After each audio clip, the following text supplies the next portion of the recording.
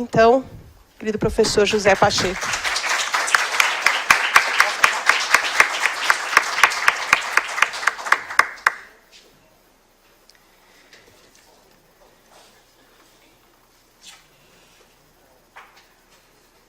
Professor José Pacheco, ele, num passado distante, ele foi engenheiro e ele foi português também, mas hoje ele é um educador brasileiro, absolutamente entranhado, conhece muito mais o Brasil do que eu, e muitos de nós. Tem especialista em leitura e escrita, todos sabem que ele é o idealizador da Escola da Ponte, em Portugal, mas aqui no Brasil ele vem se dedicando a mais de 100 projetos de transformação das escolas, e ele faz um trabalho que dialoga com essa perspectiva que a gente ouviu, né, da Secretaria da Educação, que é uma perspectiva de como é que a política pública, o governo pode estimular a transformação e a inovação. O professor Pacheco faz o outro lado, que é como é que os professores, os educadores, os pais, os estudantes se organizam e se fortalecem para eles mesmos criarem as novas possibilidades, né? Então, sem mais, o professor José Pacheco não vai fazer uma apresentação, porque não acredita nisso, ele vai dialogar a partir das nossas questões. Então, eu vou fazer uso do meu lugar privilegiado de estar aqui do lado dele e colocar uma primeira questão. Eu queria te pedir para começar, para nos contar, Pacheco, como é que está o trabalho lá no Distrito Federal. Então, bom dia a todos, a todas. Eu vou pedir desculpa, porque certamente vou falar algumas coisas horrorosas. Primeiro, eu não sei o que é que vou dizer, não faço ideia nenhuma, nem quero saber. Não tenho nada para apresentar, a não ser que alguém suscite a necessidade de eu pegar um pendrive e passar alguma coisa.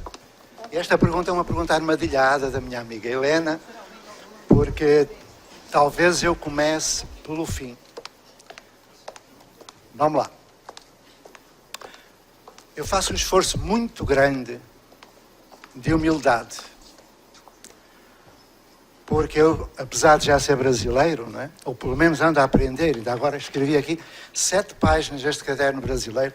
Eu tenho montes de cadernos brasileiros ao ouvir a Cátia. Vou tentando abrasileirar-me. Mas eu sou europeu.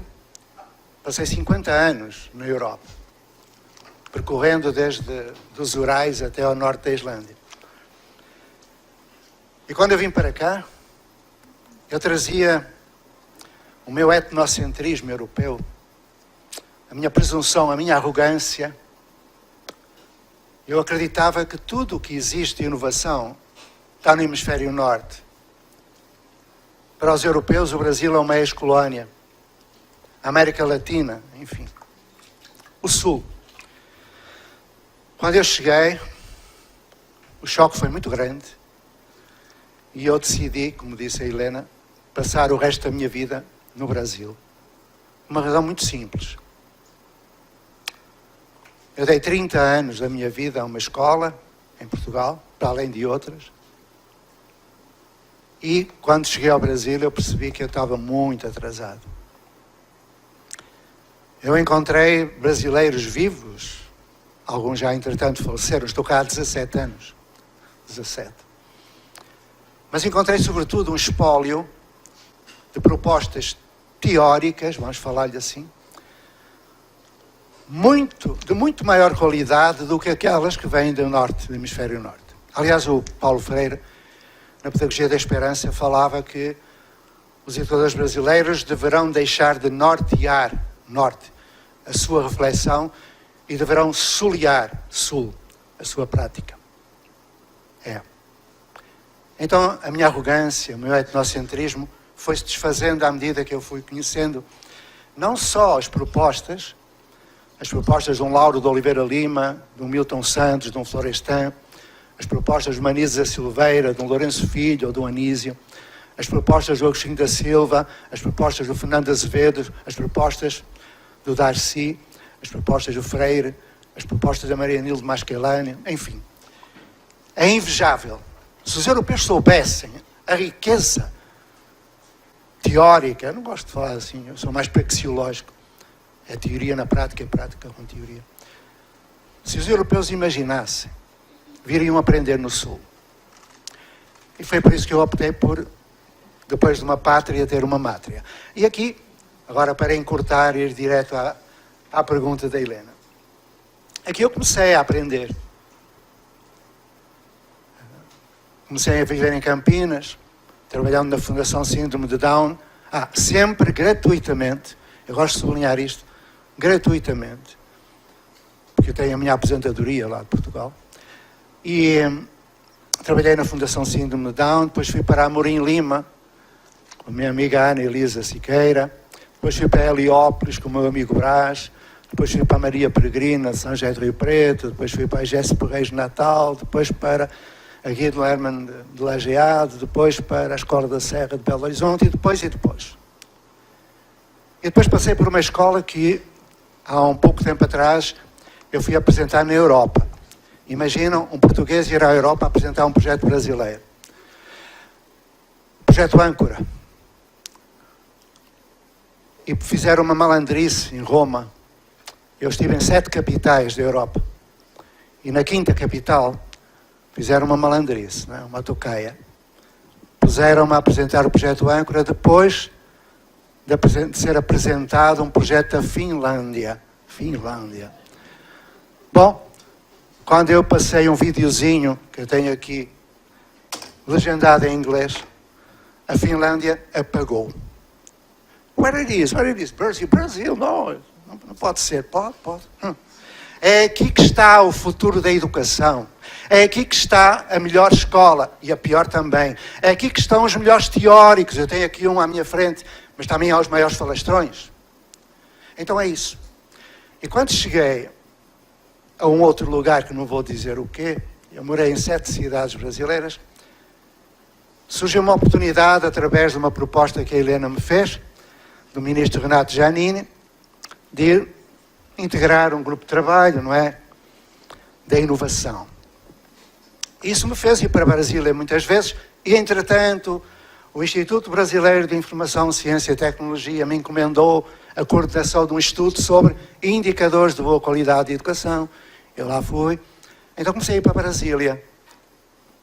E eu compreendi que é lá, para além de muitos outros lugares, como Manaus, onde o Cefa e a Cátia fazem milagres, em muitos lugares do Brasil, há belos projetos, mas seria ali, no Distrito Federal, que eu iria passar o resto do tempo. Eu costumo dizer, eu comprei uma casinha de madeira no meio do mato, e dali só para o crematório, portanto, vou ficar ali, ninguém me tira dali, nem morto, e portanto, cheguei a fazer amizade com um homem de nome Júlio Gregório, que é o secretário de Educação do Distrito Federal.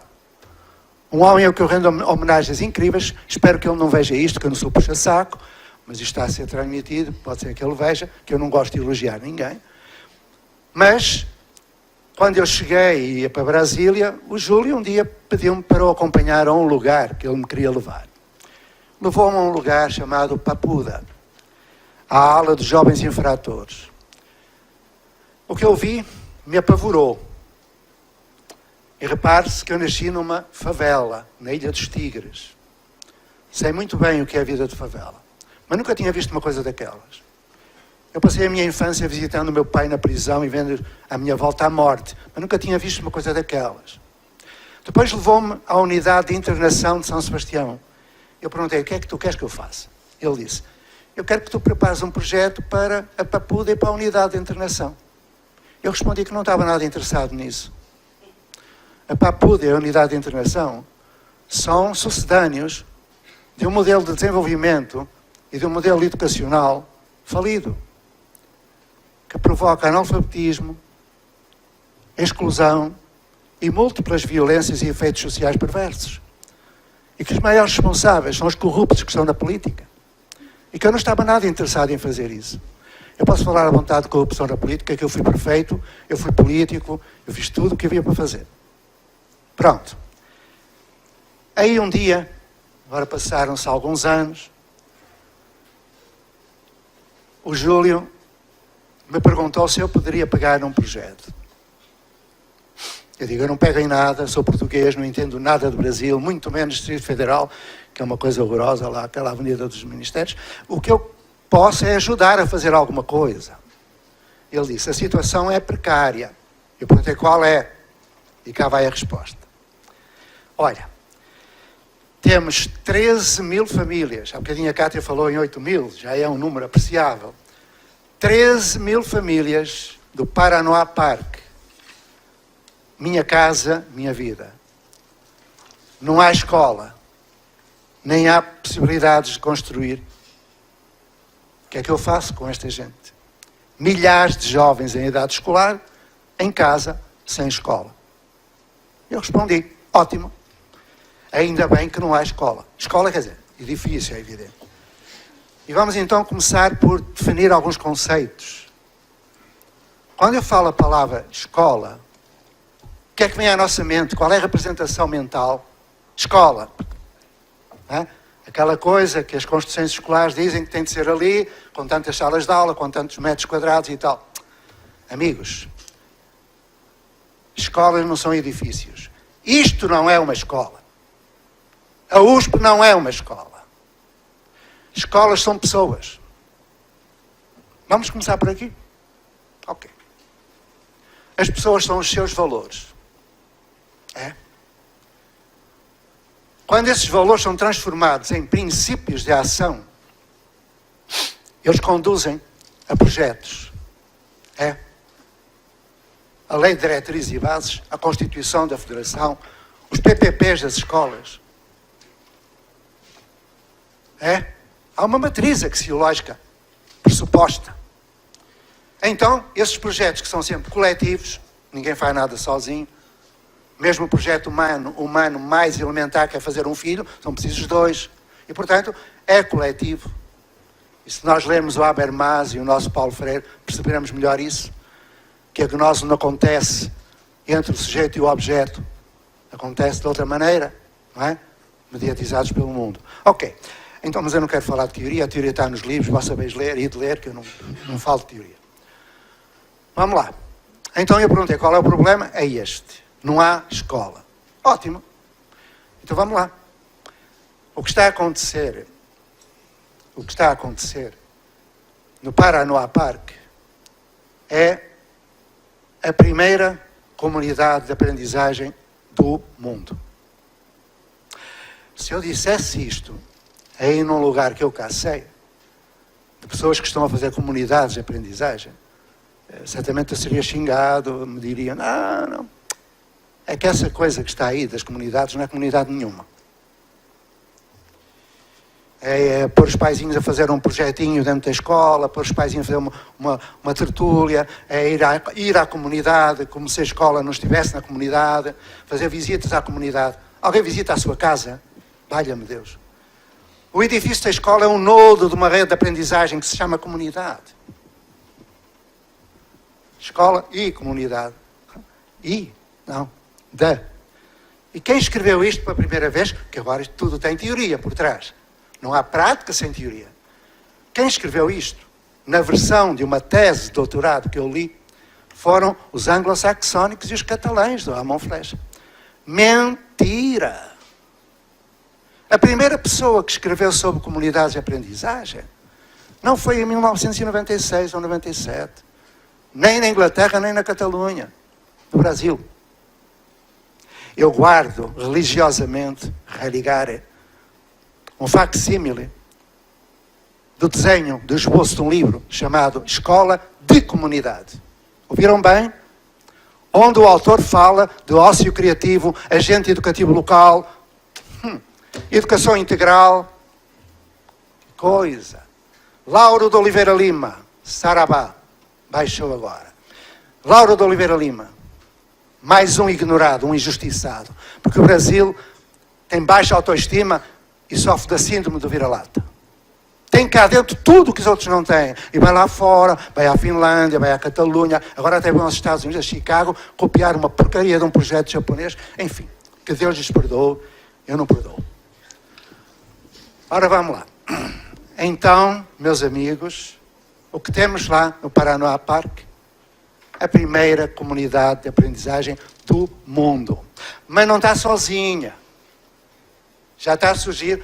A intenção é eu tentar ajudar brasileiros durante uns 7 anos, e daqui por 7 anos, todo o Distrito Federal, as 440 e tal escolas de rede pública, mais as 200 ou 300 de particular e universidades, estarão a trabalhar em comunidade de aprendizagem. Com levantamento de indicadores de boa qualidade de educação, definição de diretrizes de política pública para acabar o faz de conta da inclusão, do faz de conta do sucesso, do faz de conta de tudo isso que está por aí. Porque a situação atual é terrível. As escolas não cumprem os seus projetos político-pedagógicos. Não cumprem. Eu leio uma coisa e eles fazem outra. As secretarias não cumprem a lei de diretrizes e bases. E o Estado não cumpre a Constituição da Federação. O Brasil é o país que tem mais leis. Tem mais de 1 milhão. A única que se cumpre parece que é a lei da gravidade. Vamos lá continuar. Meus amigos. Meus amigos. Porque a questão não está em fazer um contraturno, ou pôr mais uma hortazinha na escola, ou meditação e yoga, ou computadores. Não é nada disso. Nem a Khan Academy tem videoaula. Eu estive lá, em São Francisco. Eu falei com ele. Voltaremos lá se quiser. Não. O problema é este. É com tudo isso, que são apenas paliativos para disfarçar uma realidade. Não é? A questão é outra. E agora atrevo-me a fazer mais um parênteses e depois completar com o que já está feito. Reparem nisto. Quando eu vou a algum lugar, vem logo gente. A escola da Ponte. Eu digo, eu quero que a escola da Ponte morra. Porra, acabou. É uma praga. É portuguesa, é europeia. E não vale nada. Meus amigos, quando eu, com o meu orgulho, a minha vaidade, andava pela Europa falando sobre a Escola da Ponte, há uns 30 e tal anos atrás, eu pensava que eu tinha inovado. Tinha nada. A Escola da Ponte é uma escola de rede pública que operou uma ruptura total com o modelo da instrução, com o paradigma da instrução. Lógico. Porra, como é que se pode ter no século XX, em meados do século XX, uma escola que ainda dê aula? A aula é um escândalo epistemológico, não se aprende nada numa aula. Porra. É preciso meter isto na cabeça. Então o que nós fizemos, com intuição pedagógica e com a ajuda da Montessori, do Freinet, do Steiner, do Dewey, do Claparède, do Cuisinet, do Passeron, foi isso. Foi passar de centrar no aluno, no professor, para centrar no aluno, pensando nós que isso seria... Não foi nada. Nós fizemos a ruptura entre o paradigma da instrução do século XIX, onde o transporte era por trem, a energia era carvão, onde... Percebe? Eu acho que hoje a energia não é de carvão, ainda é em alguns lugares. Bom, e por isso é que nós estamos com o problema do efeito de estufa. Então vamos lá. Ponte foi importante, porque provou a possibilidade de passar do paradigma da instrução para o paradigma da aprendizagem. Muito atrasadinhos. Em meados de 1980, eu estava numa instituição chamada Instituto de Inovação Educacional, lá em Portugal, criando um instituto de inovação. E a Ponte estava lá, lógico. Entretanto, eu comecei a comunicar-me com o Brasil. Acho que não vou contar essa história, é mais longa ainda, eu quero acabar. O que eu descobri foi o Lauro, foi muitas outras coisas, que depois viria a reconhecer em loco. Eu estive na casa do Lauro um ano antes dele morrer. Grande conversa que eu tive com ele. O que nós descobrimos naquela época é que não bastava fazer a ruptura do século XIX para o século XX. Aceitando a proposta do Adolphe Ferrier, que escreveu aquele textinho engraçado, Escola, Invenção do Diabo, há 118 anos que ele escreveu isso. Foi em 1900 publicado esse artigo. Não, nós teríamos de passar para outro paradigma. E isso nos veio através dos sul-americanos. Maturana, por exemplo. Mas também alguns europeus. Morin. Mas também norte-americanos. Nem tudo o que é bom para os Estados Unidos é bom para o Brasil. muito menos essas porras que vêm de lá agora, das aulas invertidas, o que é uma porcaria que eu nem quero falar. Mas que eu falo. Então, o Papert, que teve uma conversa engraçadíssima com o nosso Paulo Freire, na década de 1990, eu comecei a perceber que havia outra coisa, para além do paradigma da aprendizagem. E é o que nós estamos a fazer agora, lá no Paranoá Park. Ou seja, o paradigma da instrução surge num tempo em que as necessidades sociais eram da primeira Revolução Industrial. Mas depois veio a segunda Revolução Industrial, não veio? Em que o carvão foi substituído pela eletricidade. O trem passou a ser o automóvel, mais ou menos. O computador surge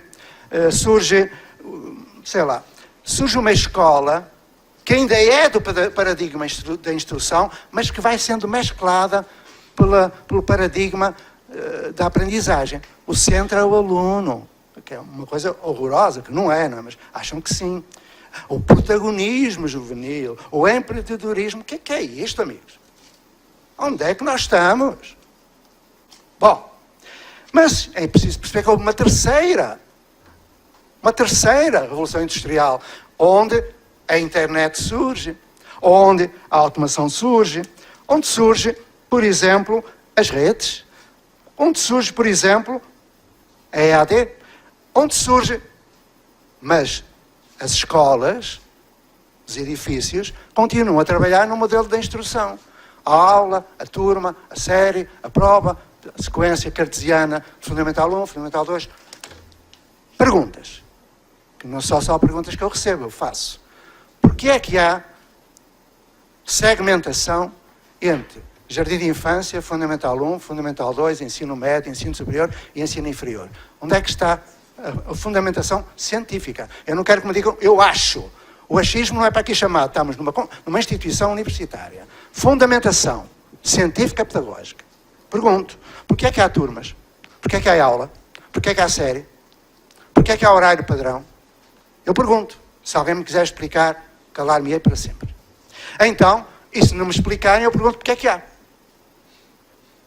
É que, do paradigma da instrução, passamos para o paradigma da aprendizagem. Mas hoje estamos na entrada da quarta Revolução Industrial. Daqui por 10 anos, a maioria dos conteúdos da Base Nacional Comum Curricular, que é uma aberração, que eu não cumpro, e ninguém que trabalha comigo vai cumprir, porque eu tenho direito à indignação e à desobediência, porque eu me respeito enquanto educador, mais de 60% ou 70% ou 80% dos conteúdos que lá estão, daqui por 10 anos serão obsoletos.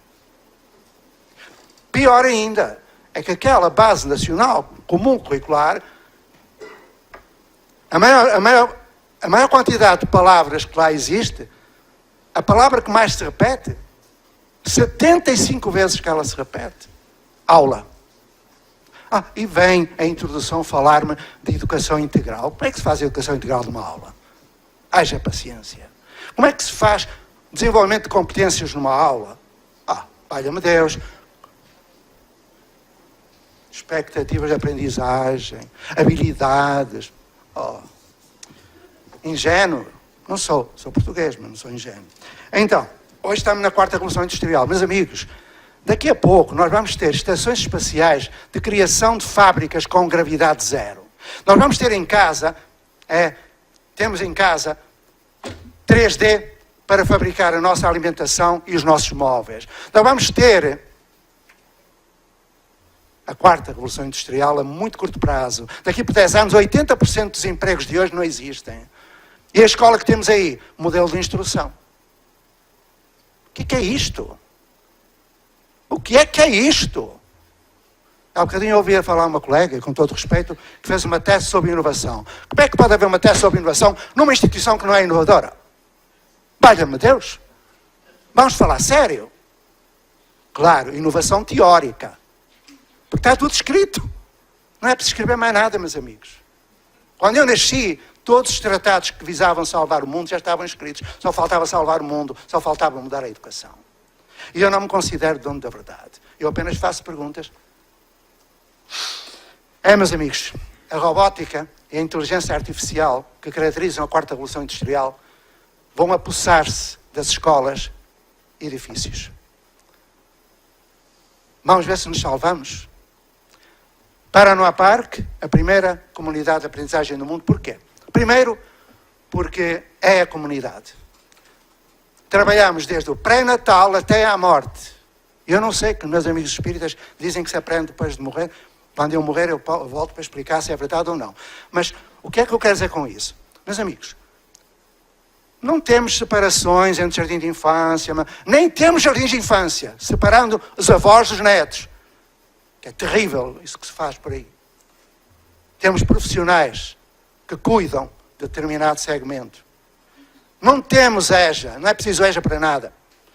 O EJA é um sucedâneo de um trabalho mal feito e temos excelentes professores. Só que a alfabetização que se faz não serve para nada. Vamos trabalhar na tripla dimensão do currículo. Ixi, não vou falar muito sobre isso, mas eu só falo o que não está nos livros. Eu creio que isto não está nos livros. Se estiver, que me perdoa. O currículo não é único, não é pronto a vestir, não é aquilo que lá está, que diz que se tem de aprender as produções da Senegâmbia no 8º ano. Está lá na Base Nacional Comum Curricular. Que as criancinhas têm que aprender no 8º, não pode ser no 9º, nem no 7º. As produções da Senegâmbia, que até são fundamentais para a formação de um jovem, saber as produções da Senegâmbia. É uma coisa louca. Como é que estas pessoas conseguem aprovar uma coisa destas? É esquizofrenia, porque eles escrevem uma coisa e fazem outra. E eu sofro porque eu tenho amigos nessa porra dessa comissão. Fechar parênteses. Então,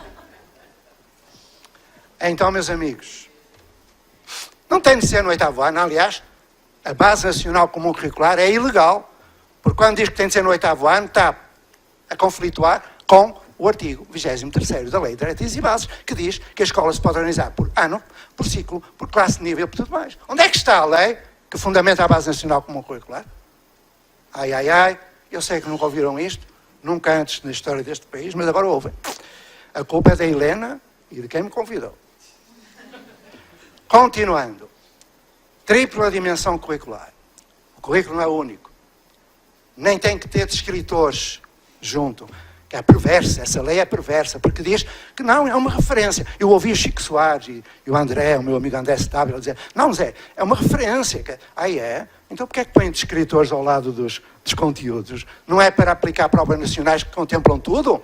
É uma referência ou é obrigatório? Estão a tentar explicar a quem? Currículo da subjetividade. Aquilo que eu agora vou rapidamente dizer, presumo que não esteja nos livros. Eu expus isso a vários amigos meus ligados à elaboração da base, não quiseram saber, tudo bem. E, portanto, vou referir aqui. Para dizer que numa escola como as que nós temos, que passou do paradigma da instrução para o paradigma da aprendizagem, ainda não se consegue ensinar tudo a todos. E aquilo que está na lei, no artigo 205 da Constituição da Federação, é que a educação é um direito de todos. E se as escolas e as universidades continuam a trabalhar de um modo que não garante o direito à educação a todos, essas escolas, essas universidades são antiéticas. Tão simples. Eu vou repetir. O problema não é pedagógico. O problema é de ética. Se o modo como eu trabalho não garante o direito à educação, eu estou proibido de trabalhar desse modo. Eu tenho que trabalhar no paradigma da comunicação. Meus amigos. A dialogicidade do Paulo Freire. Por isso é que ele ainda não veio do exílio. Continuando. Paradigma. Currículo da subjetividade. Estou a dizer o que nós estamos a fazer no Paranoá Park. Com professores como quaisquer outros. Só que têm uma formação diferente. Eles reelaboram a sua cultura. Elaboram no chão da escola. E a escola é a comunidade. Não há aula, não há turma, não há série, não há curso, não há módulo, não há seminário. Essa porcaria toda do século XIX acabou. Há círculos de estudo, há projetos, há oficinas, há tertúlias, que são as modalidades de formação do século XXI. Currículo da subjetividade. Cada ser humano é único e irrepetível, dotado de determinados estilos de inteligência, ritmos de aprendizagem, e uma aula não contempla isso. Cada ser humano tem talentos que urge desenvolver. O currículo da subjetividade parte de necessidades, desejos, sonhos, realização pessoal de cada um. De cada um. Posso dar um exemplo? Ainda não tenho exemplos do Paraná à parte, mas já tenho de outros lugares. Ainda agora estão aqui duas pessoas que eu colhi muitos exemplos, não é? Depois eu penso que a Ana e a Cláudia irão falar e os outros, e portanto, são escolas que eu acompanhei. Uma é particular, a outra é pública, a Pindorama e a Amorim Lima. Eu sou estrábico, parece que não estou a olhar para aí, mas estou, quando eu olho. Porque elas sabem muito mais do que eu. Muito mais. Só que eu sei outras coisas, que depois também posso partilhar com elas. Bom, vou dar um exemplo. Uma menina que chega, que estava fora da escola, 9 aninhos, não quer aprender, mas vai aprender, e eu pergunto, o que é que tu queres aprender? Ela diz, não quero aprender nada. Ok, o que é que tu queres fazer? Nada, você não é meu pai, não pode obrigar, aquelas coisas. Eu perguntei, mas o que é que tu queres ser? Ela disse, eu quero ser rapper. Eu perguntei, eu posso te ajudar a ser rapper? Ela olhou para mim como quem olha para um extraterrestre, eu disse, vá lá. E ela, você é mesmo professor? Eu sou. E quer me ajudar? Claro, é para isso que as pessoas existem. Queres ser tutorada?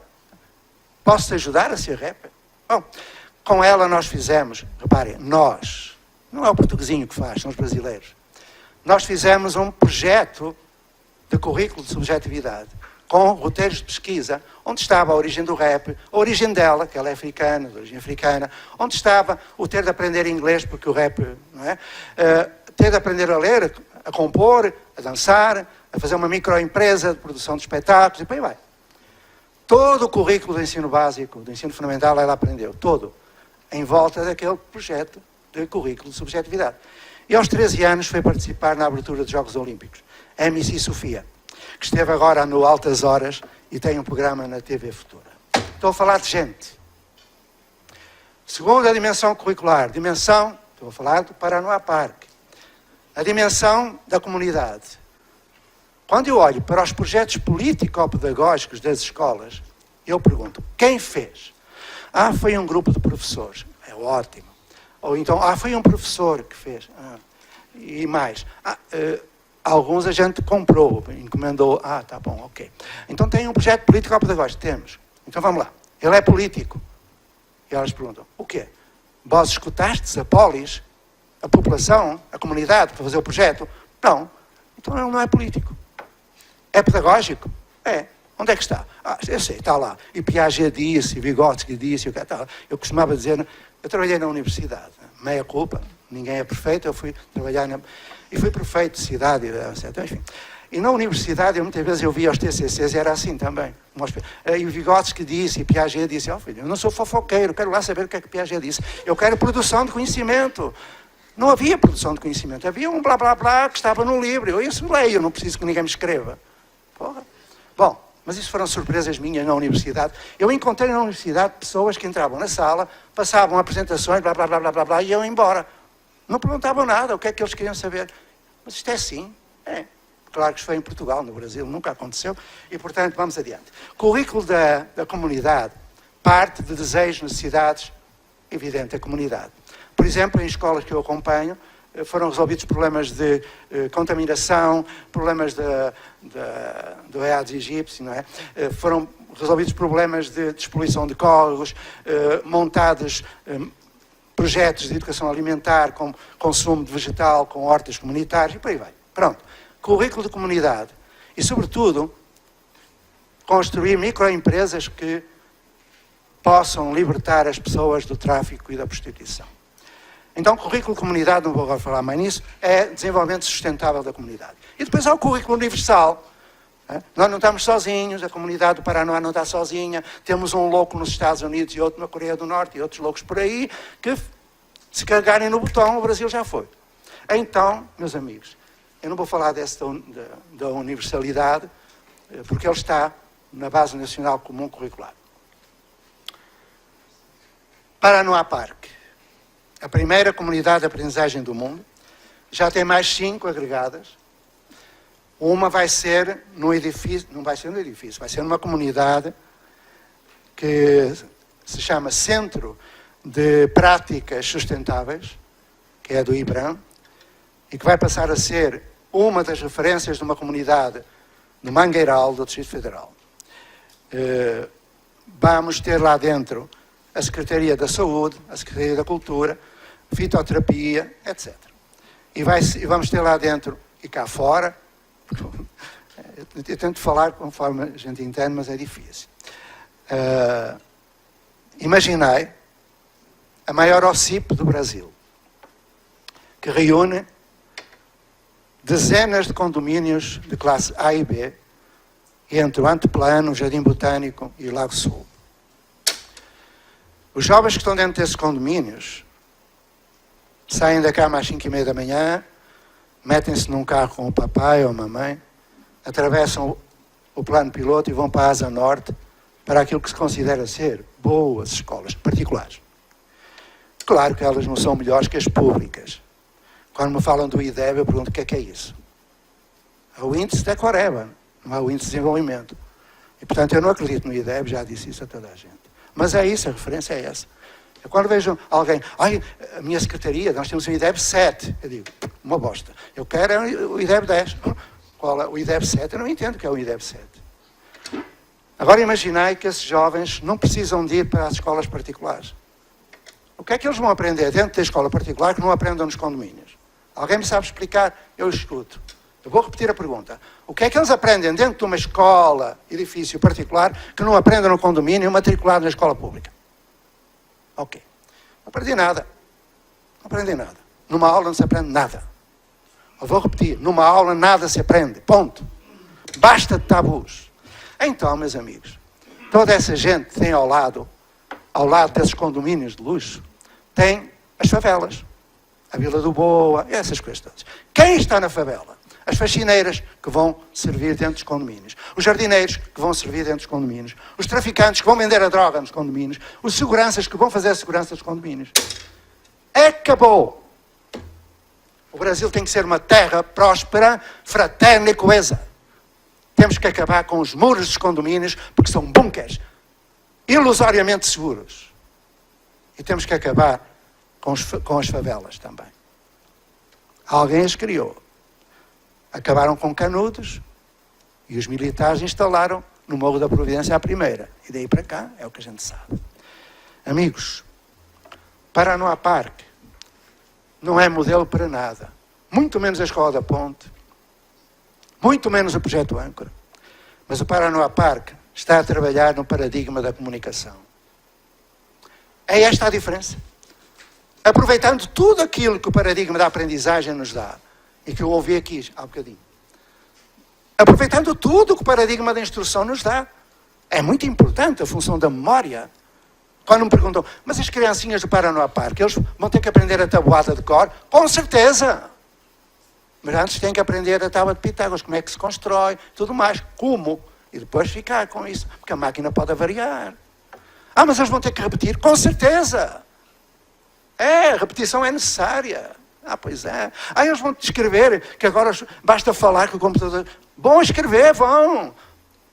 Porque Steve Jobs, quando foi para a universidade, só esteve numa disciplina. Caligrafia chinesa. E o Salman Khan, quando foi para o MIT, nenhuma aula ele foi. Por isso é que se salvaram. Enfim. Já agora uma coisinha sobre a Khan Academy. Eu sou muito malvado, agora vou parar um pouquinho, até porque já estou a falar demais, mas se quiserem falo mais sobre. Eu estive em São Francisco.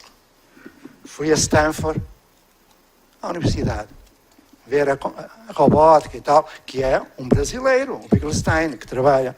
Porque quem faz bom trabalho nos Estados Unidos são os brasileiros, não sei se sabem isso. Então, depois fui à Khan Academy. E depois, quando voltei, li um livrinho que o Salman Khan escreveu e que se chama Um Mundo, uma Escola. Nesse livro, o Salman Khan diz isto, que os vídeos que ele fez são vídeos, não são videoaula. Ele diz que as aulas têm de acabar. Ele diz tudo aquilo que eu digo. O que é que fizeram aqui? Videoaula. Em que os meninos estão a pastar a videoaula. Eu perguntei uma vez, mas o que é que eles estão a fazer? Mas olha, eles agora vou passar outra vez para o paradigma da aprendizagem. Agora, como está centrado na criancinha e no jovem, ele pode escolher aquilo que ele quer estudar. E eu perguntei, dá-me lá um exemplo. Por exemplo, estudar raiz quadrada. Eu disse, e porquê é que nesse dia ele decidiu estudar raiz quadrada. O quê? Porque é que nesse dia esse jovem escolheu estudar raiz quadrada. Ele é maluco? Aí hoje vou estudar raiz quadrada. E a pessoa disse, nunca tinha pensado nisso. Pois não. Chama-se uma coisa chamada metodologia de trabalho de projeto, técnica de resolução de problemas, por aí vai. Meus amigos, estamos assim. Estamos num país onde, teoricamente, a universidade tenta transmitir, através da aula, ou de dinâmicas, ou de coisinhas engraçadas, não é? Que fazem por aí, tenta passar aquilo que está produzido. O paradigma da comunicação. Mas as universidades e as escolas trabalham no paradigma da instrução. Há aqui qualquer coisa de esquizofrénico. Depois há escolas particulares, montessorianas, Waldorf, que fazem o paradigma da aprendizagem, mas com o ranço da paradigma da instrução. No Paranoá Park, trabalhamos tudo, religar, com professores como quaisquer outros, na comunidade, saberes populares, tradições, tudo isso, meus amigos. Esses tais 40% da base lá existem. O que vai acontecer? O que já está a acontecer. Aqueles jovens que não têm o edifício de escola tiveram uma sorte tremenda. Porque eles vão aprender tudo, vamos cumprir o artigo 205, mais outros artigos, que não importa agora. Resta acrescentar algo relacionado com a gestão. Quando eu estive com a Helena, com o Renato Giannini, nesse grupo de trabalho, ela sabe quantas vezes eu disse que é preciso realmente estimular a inovação, mas muito mais importante é assegurar à inovação sustentabilidade. Meus amigos, dos 178 projetos que foram considerados inovadores, resta menos de metade.